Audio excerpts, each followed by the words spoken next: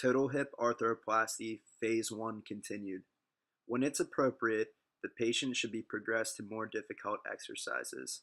The physical therapist should focus on strengthening and range of motion exercises.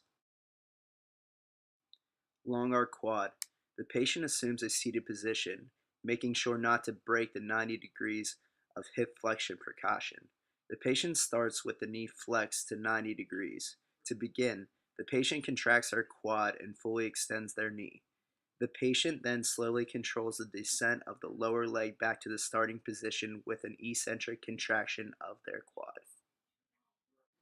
Double leg hip bridge. The patient assumes a supine position with their feet flat on the table. The patient's knees should be flexed to about 90 degrees and their hips should be flexed to around 60 degrees. To begin the exercise, the patient will first recruit their lower abdominal muscles. You can assess this by palpating the patient's transverse abdominis. The patient will then contract their glutes. They will next slowly lift themselves until their hips reach 0 degrees of flexion. The patient will then slowly lower themselves back to the starting position. The patient will briefly relax their muscles before performing another repetition. Clamshells. The patient assumes a side-lying position.